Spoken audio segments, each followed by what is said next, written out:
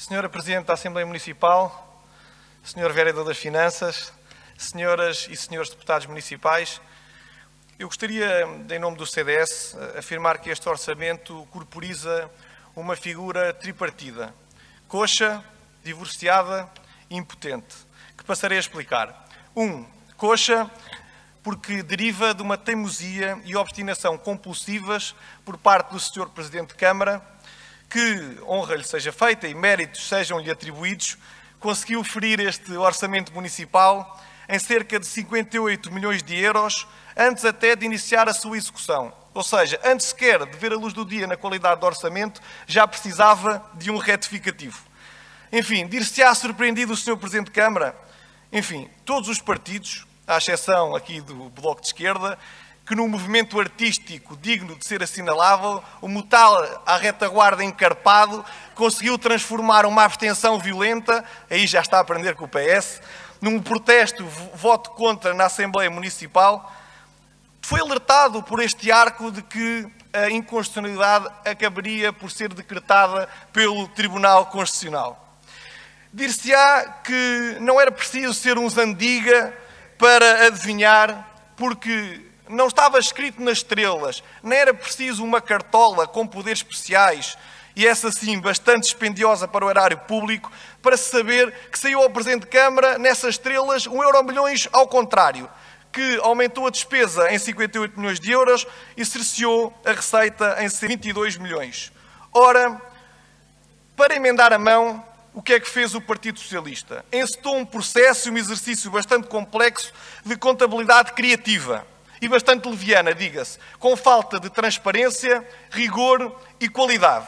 Ora, se atentarmos à rúbrica de aquisição de bens e serviços para terrenos de 2018, vemos uma subtração, nesta segunda versão do orçamento que foi apresentada, de 54 milhões de euros. A que é que se deve esta inversão da receita que estava prevista? Neste valor, contratos, promessa, compromissos da Câmara, ficou por dar o devido e cabal esclarecimento.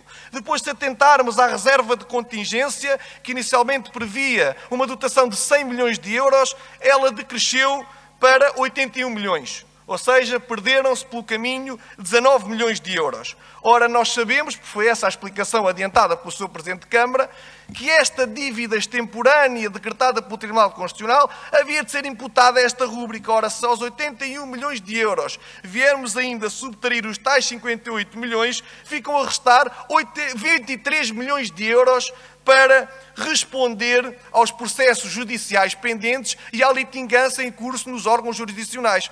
Eu pergunto, não será alguma irresponsabilidade e excesso de confiança de que aqui não possam advir outras responsabilidades jurisdicionais que o município poderá não estar calçado e salvaguardado para responder? A mim, que sou um otimista por natureza, devo confessar que é perigosa esta previsão orçamental nesta rúbrica. Depois verificamos ainda que houve uma anulação de 23 milhões de euros em despesa corrente. Ora, o que é que aqui podemos dizer? Que desaparece, quase que por um golpe de mágica e arte divina, cerca de menos 96 milhões de euros neste orçamento que passou a ser fantasma. Portanto, faz-nos a nós, CDS, desconfiar da sua credibilidade, porque parece-me um orçamento trapalhão, com rúbricas que foram engordadas, inflacionadas e que não servem o seu verdadeiro fim, o que daria, pasme-nos, até um argumento para um verdadeiro filme de ficção científica, aquela que foi protagonizada pelo exercício orçamental. Ora, divorciada porque esta figura, o ponto 2, porque ela está efetivamente desligada das pessoas, das empresas e também das famílias. Ora, prevê-se um aumento da receita fiscal neste orçamento relativo aos impostos indiretos, cerca de 90 milhões de euros. Ora, eu aqui, porque estamos a falar com militância socialista, eu gostaria de fazer aqui um breve parênteses.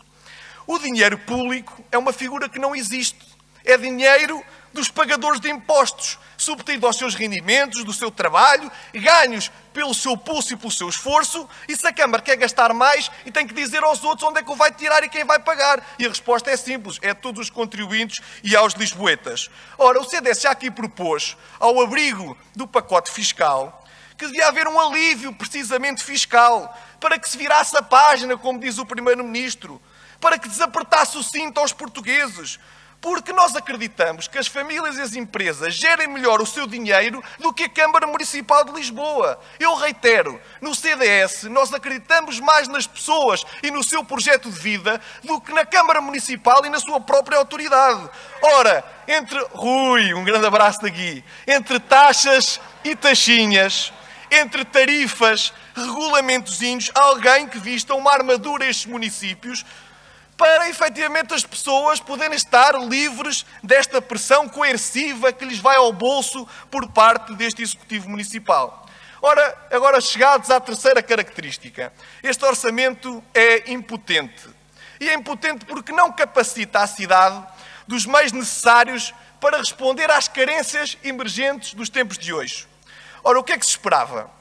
Que a alocação do aumento da receita pudesse ser dedicada a uma cidade que, pelos vistos, não é para novos e a uma capital que se transformou para quem pode e não para quem quer.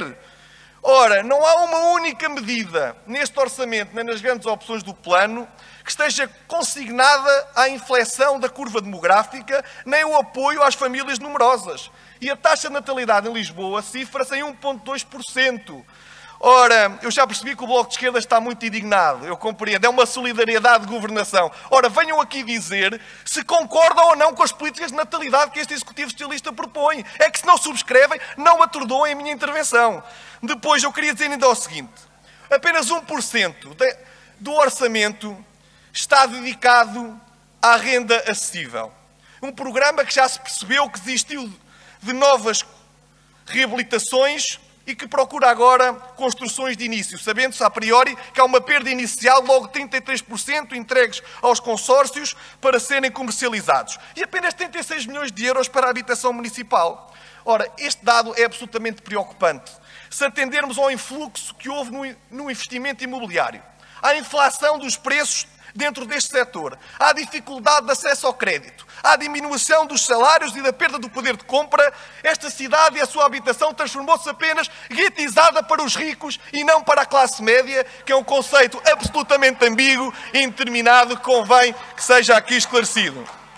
Depois, eu gostaria ainda de dizer, e saudar o Sr. Presidente de Câmara por, entretanto, se ter juntado ao debate, dizer que não falta dinheiro. As prioridades e a sua ordenação é que está, no meu ver, invertida.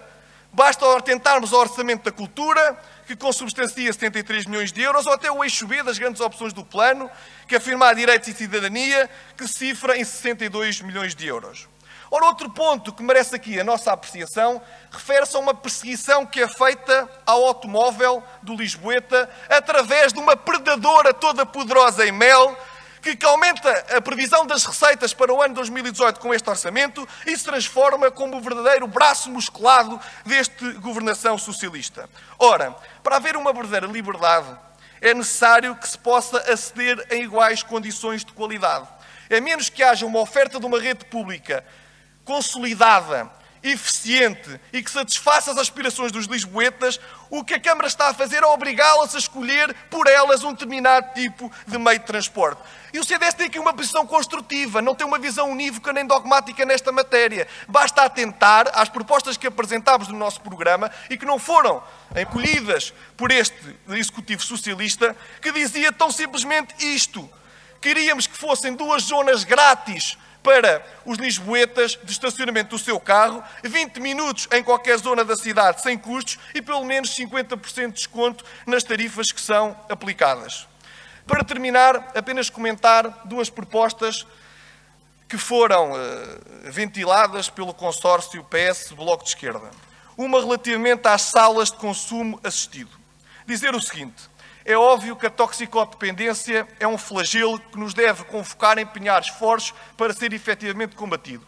E o CDS é do entendimento, de resto como a Organização Mundial de Saúde e também o nosso regime penal, que o toxicodependente deve ser encarado como um doente e não como um criminoso. Logo, o investimento da Câmara Municipal deve estar empenhado na reabilitação do toxicodependente e não em patrocinar a sua dependência através de dinheiros públicos. Ora, sei do que estou a falar e se me permitires discorrer, vou explicar, Isabel. Não fique nervosa. Eu sei que eu mexo com o seu sistema nervoso, se calhar há aqui outra justificação para tal. Deixe-me só dizer-lhe o seguinte. Deixe-me só esclarecer o seguinte. Ora, o entendimento do CDS controla a sua pulsão e eu estou quase a terminar. Ora, o entendimento do CDS é tão simples quanto este. Uma vez que não é conhecida esta arquitetura das salas de consumo assistido, nós permitimos fazer umas breves ressalvas. A primeira delas é que, de facto, consubstanciem um acompanhamento psicológico do toxicodependente, que possam viabilizar o tratamento desse mesmo vício através de meios médicos, que possam curar a pessoa e promover a sua inclusão social. Ora, são estas as recomendações e os vértices que aqui gizamos. Para concluir, quero dizer que essa aposta não pode descartar outras duas muito importantes. A prevenção primária, através das escolas e do alerta para os riscos do consumo de droga, através da informação e também nos locais de diversão noturna. E também consideramos útil a promoção de um modelo que já foi testado noutros países e que é de sucesso, como o peer support, que visa o diálogo, a terapia de grupo entre pessoas reabilitadas com toxicodependentes para tentar promover essa integração e a libertação de um vício que infelizmente conduz à degradação do próprio ser humano. Por último, para terminar, porque este tema já foi aqui bastante calcado e o CDS, através da brilhante intervenção do João Condeixa, já o deixou bastante explícito relativamente aos manuais escolares. Eu acho que a Câmara Municipal tem uma obrigação, é que cada cêntimo que retira às pessoas é que ele seja efetivamente bem gasto. Porque cada euro que é subtraído e aplicado a quem não precisa é dinheiro que falta para apoiar os mais carenciados e os mais vulneráveis da nossa sociedade. E é por isso que a atribuição de manuais gratuitos deve ter em conta os rendimentos da pessoa e não o seu estabelecimento de ensino, operando assim em harmonia com aquilo que está consagrado na Constituição. Tenho dito. Muito obrigado, Sr. Deputado.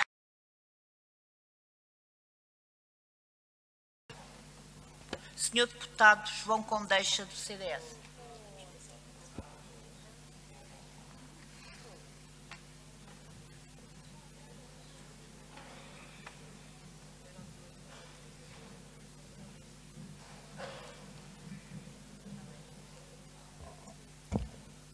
Muito obrigado, Sr. Presidente da Assembleia, Sr. Presidente, Srs. Deputados. As grandes opções e o orçamento são dois documentos que traduzem a visão do Executivo para Lisboa. E perante isto, Sr. Presidente, tenho que lhe dar uma medalha. A medalha do despesista do ano. É que pela primeira vez, e é um grande recorde, ultrapassa os 1.000 milhões de euros de despesa. 1.000 milhões de euros que espera executar em Lisboa. E quem paga? O lisboeta, que vai ter de pagar mais 58 milhões de euros face a 2017. E para quê? Com que retorno? Com que prioridades? Vejamos, dos 800 milhões de euros, apenas 8% vão para combate à exclusão social. Espetáculo. Sim, de 800 milhões de euros, só 62 milhões de euros vão para a área social. Isso é que é sensibilidade social. Que não lhe falta vontade, Sr. Presidente, que não lhe falta vontade. Com governação, aloca-se 30% da despesa. Alocam-se 225 milhões de euros. Mas para quem menos tem, nem 10%. Lá vai. A sua política social, Sr. Presidente, a política social da Câmara tem o peso de uma libelinha. Lisboa tem dos rácios mais elevados de dependência de idosos. E qual é o apoio previsto? Se formos ver os documentos, a resposta à solidão prevê 40 mil euros. O apoio ao envelhecimento ativo, nem 300 mil euros se investe. Que retorno é este? Não há respostas para a demência, não há preocupação sobre o isolamento de idosos quando muitos e alguns morrem nas suas casas e a área da saúde mental não merece sequer uma linha. Mas nada temam, temos bicicletas. Bicicletas essas que custaram mais que o projeto de creche Lisboa 21 de que tanto se orgulha. Como é isto possível, Sr. Presidente? 18 milhões de euros em bicicletas e em creche 3,2 milhões de euros? Se isto não está invertido, diga-me que está correto. Também nos manuais escolares preferem pagar a quem pode. em vez de darem a quem mais precisa. Eu lembro, como já disse há umas sessões atrás, que um euro mal gasto é um euro em impostos. É um euro que não chega a quem mais precisa. Senhor Presidente, Câmara Municipal, senhores membros do Executivo, impõe-se uma condição de recursos para sermos justos. Mas, e porque já vou ficando sem tempo, não queria terminar sem elogiar o PS. Elogiar aquele PS que se opõe a que um condomínio defina o uso de uma casa que não é sua. Gostei de ver alguns membros do Partido Socialista nesta defesa. Faz-nos falta a voz desse PS em Lisboa. O alojamento local significa 1.600 milhões de euros na economia lisboeta, mas a Câmara quer impor cotas. Criou mais de 5.000 empregos, mas o PS quer burocratizar esta dinâmica. Trouxe reabilitação a uma Lisboa que estava desabitada, que estava degradada, mas agora vem aí o garrote socialista.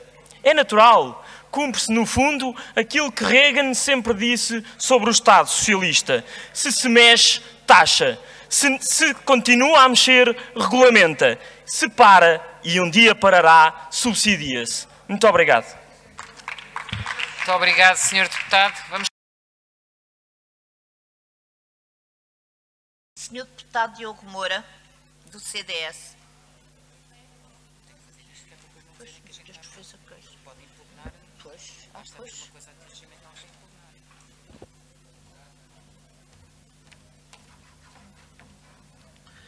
Muito obrigado, Sr. Presidente. Já falámos aqui de números e de várias decisões e eu gostaria de focar a última intervenção naquilo que são algumas opções políticas e programáticas deste orçamento e, em particular, das opções do plano. E começaria pela cultura. Importa, obviamente, em primeiro lugar, deixar claro que o CDS não é contra a existência de uma empresa municipal. Sabemos as virtudes que uma empresa representa na esfera da atuação e o enquadramento que esta tem a nível procedimental.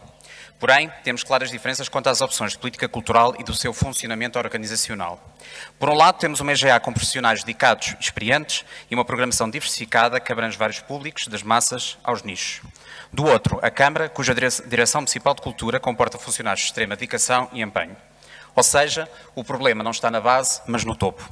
A Câmara insiste numa duplicação de estruturas, agora ainda maior com a passagem de equipamentos para a Associação de Turismo de Lisboa, esvaziando progressivamente o pelour da cultura. Veja-se as decisões tomadas quanto à transferência da hemeroteca, o relegar da biblioteca para um canto de uma biblioteca municipal ou da livraria municipal. São vários casos que, no nosso entender, assumem um caráter difuso. O contínuo esvaziamento do pelouro é preocupante, seja pela desmotivação que pode gerar nas boas equipas que a Câmara possui, mas porque no essencial da cultura, que é de preservar e manter viva a identidade de Lisboa, essa vai desaparecendo.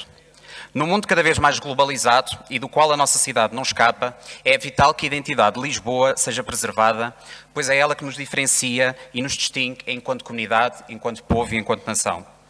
E nessa matéria o associativismo local é peça fundamental na manutenção das vivências comunitárias e no sentimento de pertença e de garante das tradições. Se estas associações são tão vitais, por que é que estão cada vez mais esquecidas pelo município? Por que é que são tratadas pela Câmara como uma cultura menor, cujo único apoio vem de entidades externas e do apoio vital das juntas de freguesia? Olhando para a EGA, para os anos anteriores e para o plano de atividades, parte integrante do orçamento que aqui discutimos, o único envolvimento de associações e coletividades é nas festas de Lisboa, designadamente na preparação das marchas populares, e até aí já há problemas. Mas, uma vez por ano, e o ano tem 2 meses, 12 meses. O CDS lamenta esta opção de menorizar a cultura tradicional e popular por parte da Câmara, que entendemos e defendemos, deve ser um pilar fundamental da atividade cultural de Lisboa. Se a Câmara assim não o entende, é grave. É grave agora e será uma perda para o futuro próximo da identidade da nossa cidade e das suas tradições. Na mobilidade ainda há muito a fazer e o tempo é curto, mas gostaria de realçar a necessidade, não prevista na proposta que hoje discutimos, do novo estudo de tráfego da cidade.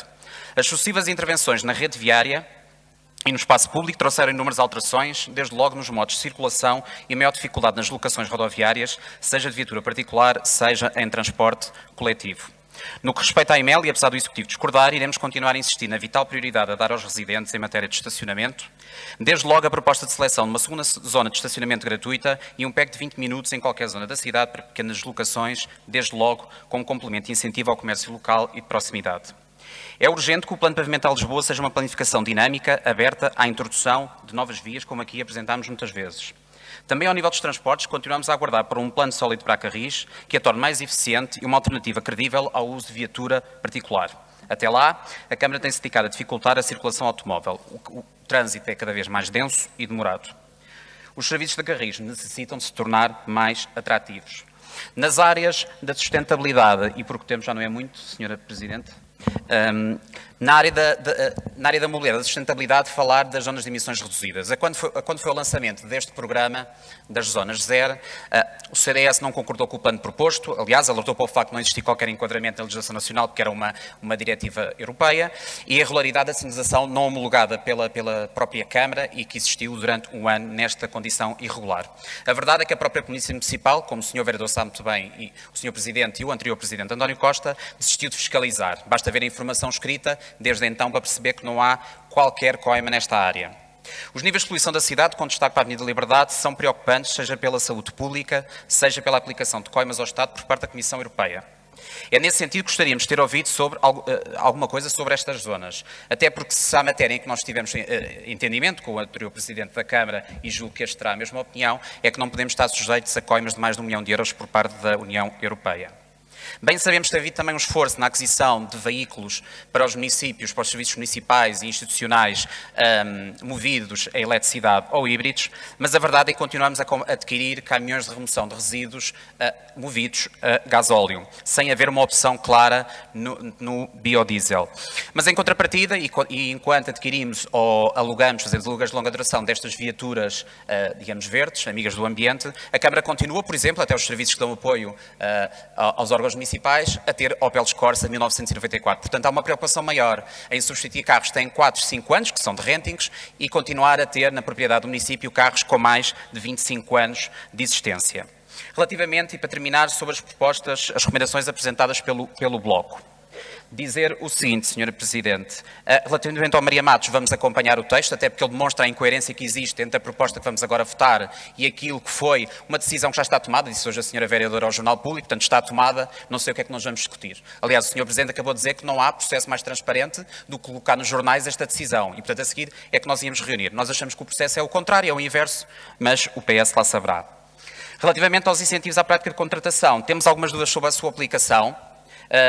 Pelo princípio somos a favor, mas queremos saber de que forma, e não é explicado na proposta, de que forma é que pode ser fiscalizado e quais serão os critérios. E eu acho que falta isso na vossa proposta e é por isso que não podemos acompanhar de forma favorável. Por fim, em relação à taxa turística, e porque tenho mesmo que terminar, dizer que a questão do turismo tem um impacto, obviamente, na vida da cidade, nos de cá vivem e também nos que nos visitam, e que é preciso colmatar e minimizar esse impacto. A verdade é que também nos traz vários benefícios por via da atividade económica e turística. E, portanto, o que nós propunhamos ao Bloco Esquerda, no seu ponto 2, era que o texto, em vez de reavaliarmos a taxa municipal turística com base nos encargos, que fosse alterado para o seguinte texto: que sejam avaliados os custos originados pela sobrecarga do turismo na vida da cidade e suportados pelo município de Lisboa, bem como dos benefícios gerados por via da atividade económica e turística. Ou seja, eu acho que isto importa do nosso lado e responsabiliza-nos a ter um debate sério sobre esta questão da taxa municipal turística, se ela deve subir, se ela se deve manter ou se deve descer, mas acho que antes disso, e muito bem como o Bloco Esquerda propôs, saber qual é o real impacto, mas obviamente e simultaneamente saber também quais são os benefícios que são gerados para o município de Lisboa. E, portanto, se o Bloco Esquerda concordar com esta proposta, já vi que sim, iremos então entregar o novo texto à Sra. Presidente. Muito obrigado. Muito obrigado, Sr. Deputado.